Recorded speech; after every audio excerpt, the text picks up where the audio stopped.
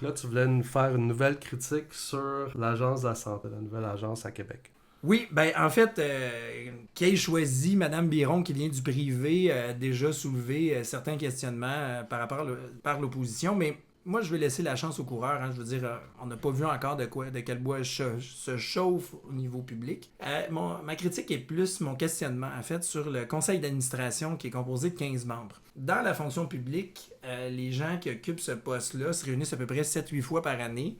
Et c'est pour donner une direction aux gestionnaires des agences. Là, dans ce cas-là, de l'Agence Santé Québec. Et normalement, le salaire de la présidence, c'est de 42 400 qu'elle reçoit en compensation, la personne, pour occuper cette position-là. Et les gestionnaires, eux autres, 21 000 quelques dollars par année.